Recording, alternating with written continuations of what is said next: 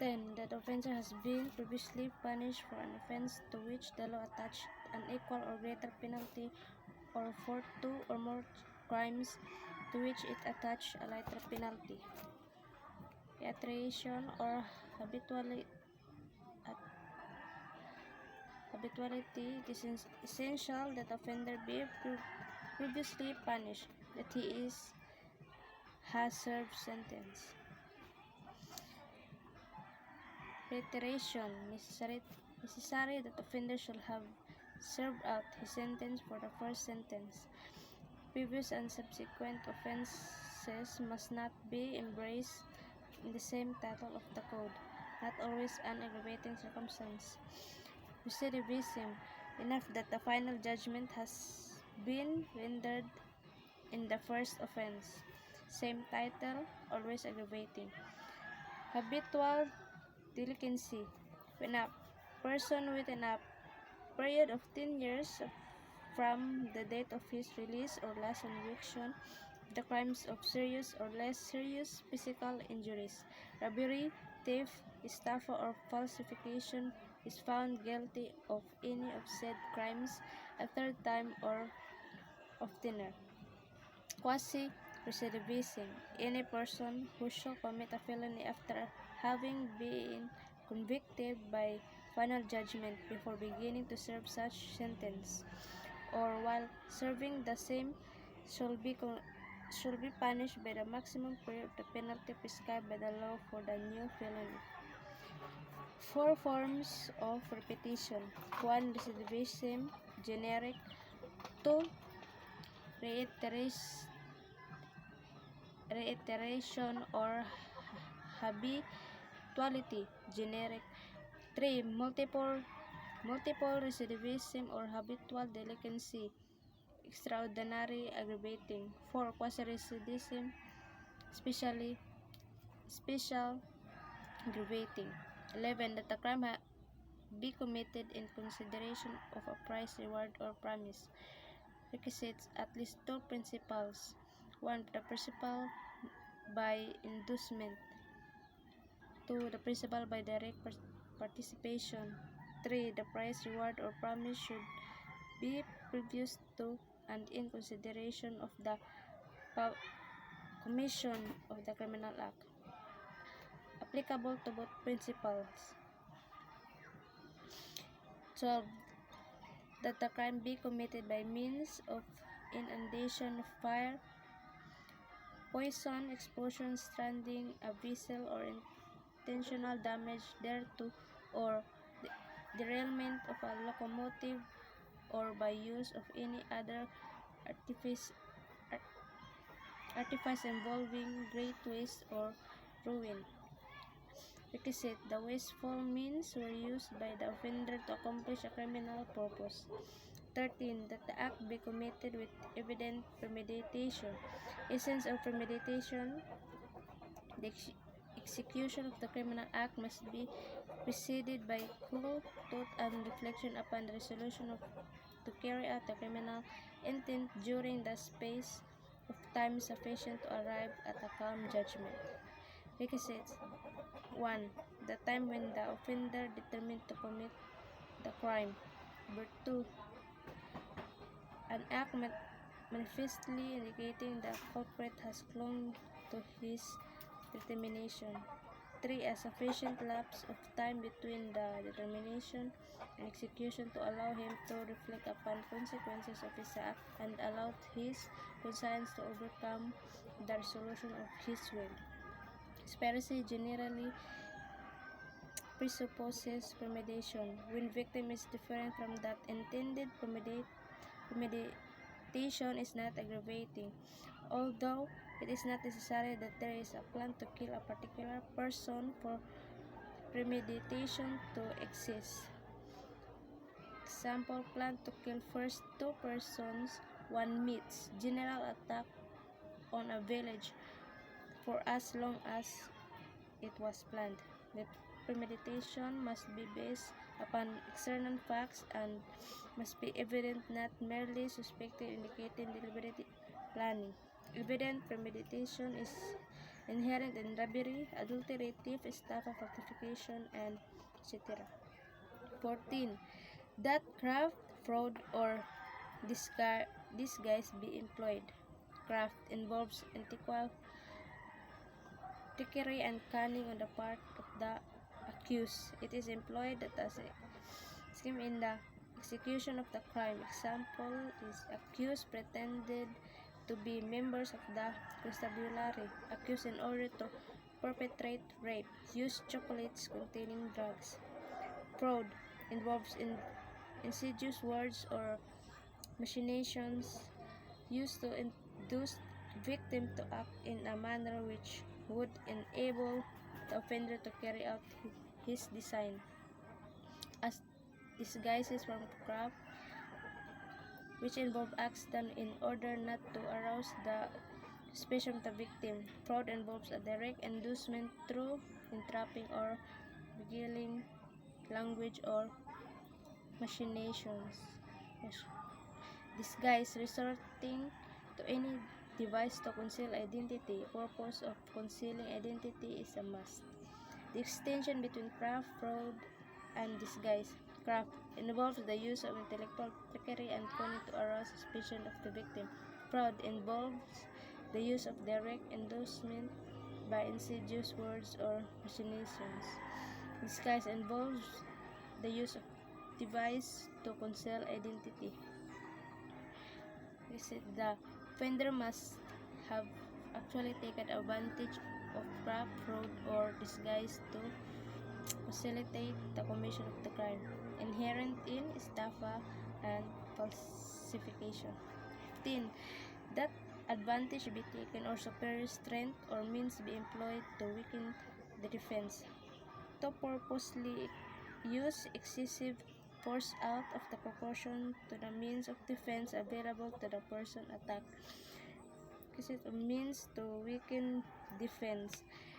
Means were purposely so to weaken the defense of the victim to resist the assault.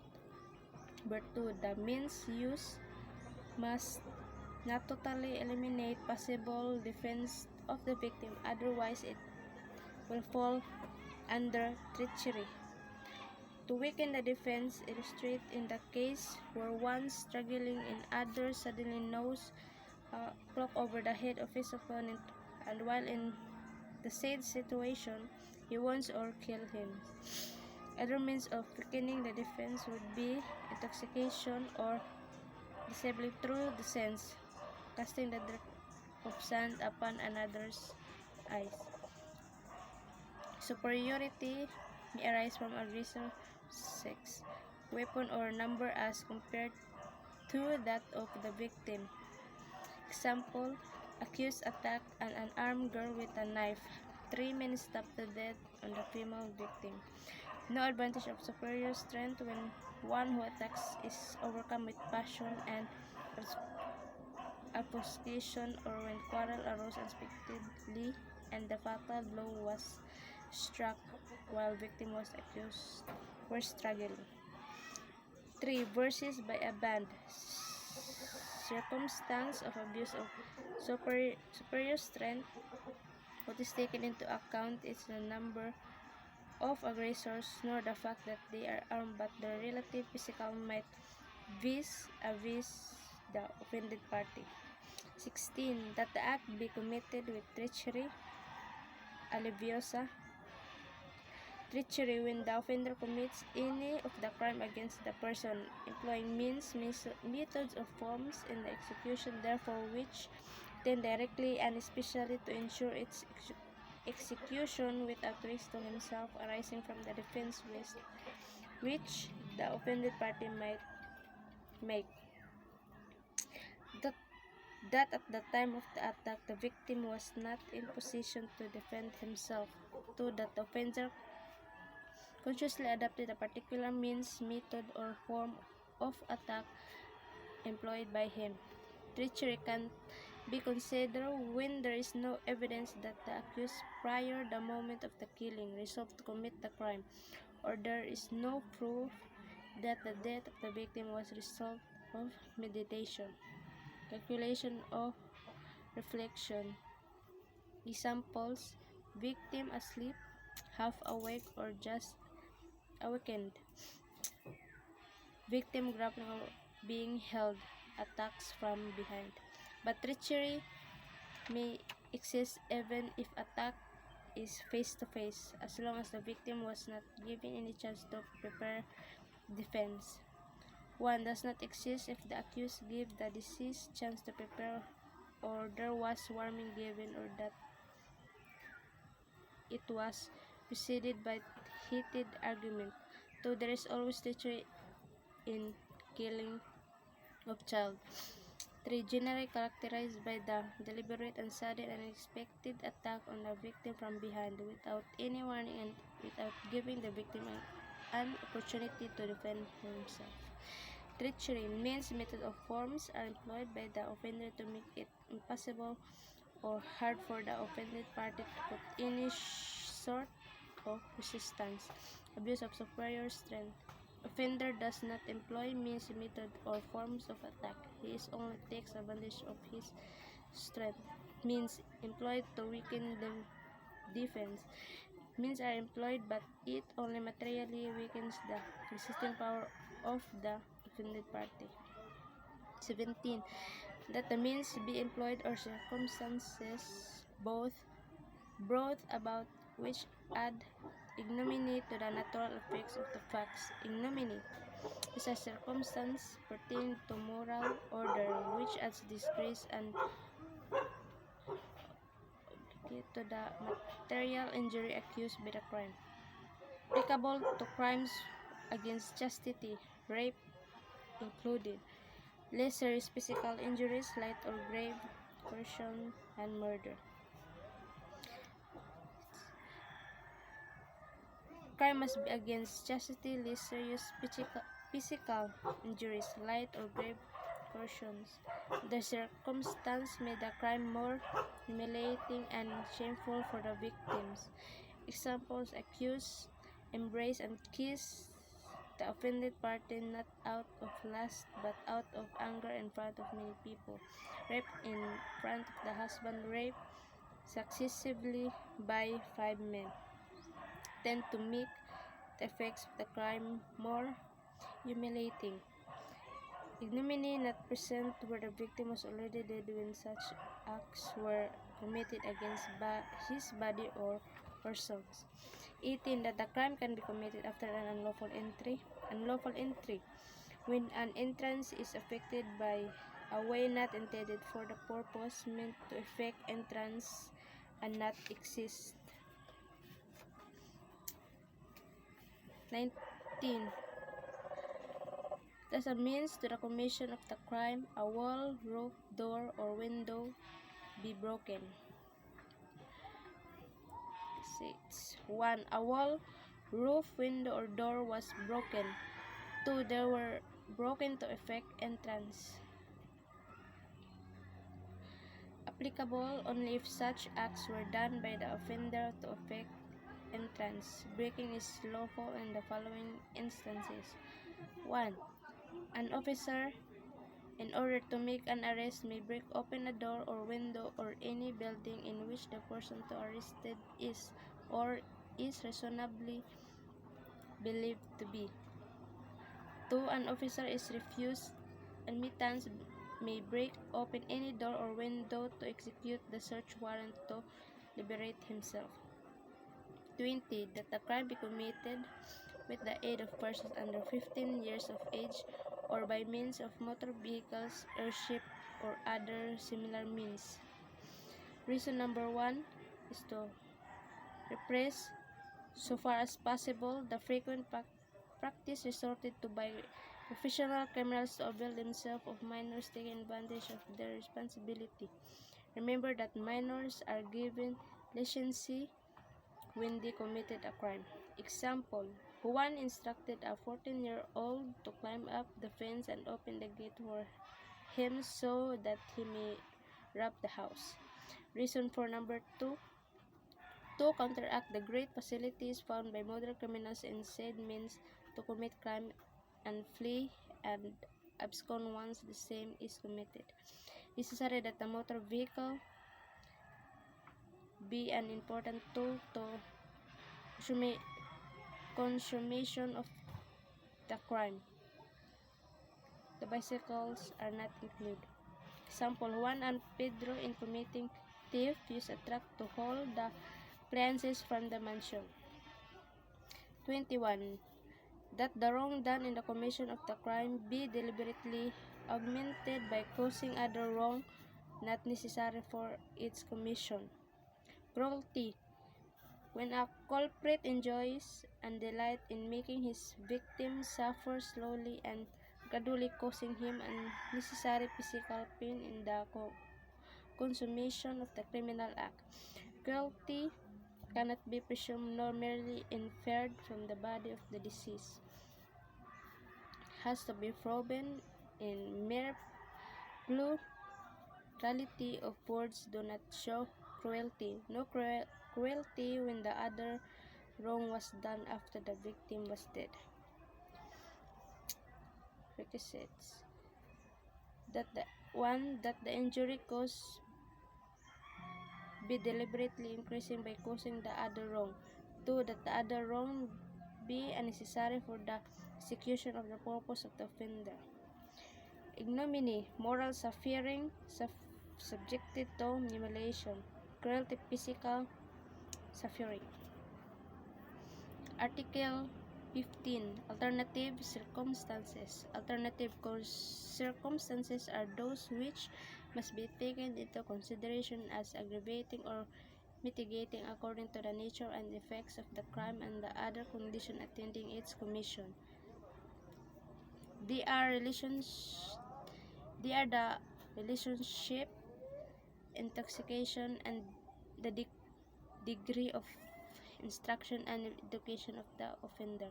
The alternative circumstance of relation shall be taken into consideration when the offended party, the spouse, ascendants, descendants, legitimate, natural, or adopted brother or sister, or relative by affinity in the same degrees of the offender. The intoxication of the offender shall be taken into consideration as a mitigating circumstance when the offender has committed a felony by the state of intoxication. If the same is not habitual or subsequent to the plan to commit said felony, but when the intoxication is habitual or intentional, it shall be considered as an aggravating circumstance. Alternative circumstance, those is which must be taken into consideration as aggravating or mitigating according to the nature and effects of the crime and other conditions attending its commission. They are 1. Relationship, taken into consideration when offended party is spouse, ascendant, descendants, legitimate or not natural or adopted brother or sister or relative by affinity in the same degree of the offender. Intoxication, immediately when the offender has committed a felony in the state of intoxication, if the same is not habitual or subsequent to the plan to commit the said felony. 3. Degree of instruction and education of the offender. Relationship, mitigating circumstances. In crimes against property, such as robbery, usurpation, fraudulent insolvency, arson. Exception. Article Art 332 of CC, no criminal liability, civil liability only for the crimes of theft, swindling, or malicious mischief committed or caused mutually by spouses, descendants, or relatives by affinity, also brothers, sisters, brothers-in-law, or sisters-in-law, living together. It becomes an exempting circumstance. Aggravating circumstance. In crimes against person, in cases where the offender or when the offender and the offended party are relatives with the same labor as killing a brother, adopted brother of half-brother. Always aggravating in crimes against chastity. Example, paradise, adultery, concubinage.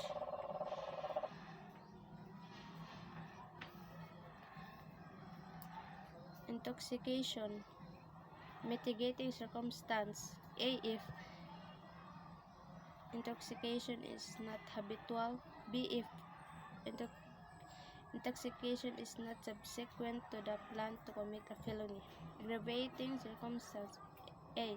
If intoxication is habitual, such as habit must be actual and confirmed. It is intentional, subsequent to the plan to commit a felony. Degree of instruction and education. Mitigating circumstance. Low degree of instruction, education, or the lack of it, because he does not fully realize the consequence of his criminal act.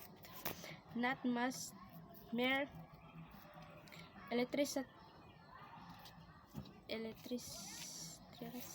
but lack of intelligence. Aggravating circumstance. High degree of instruction and education. Offender avails himself of his learning in committing the offense. Determined by the court must consider the circumstance of lack of instruction. Exceptions not mitigating. Crimes against property, crimes against chastity. The rape is included. Crime of treason. Take note of the abbreviation GMAA in Article 11 to 15.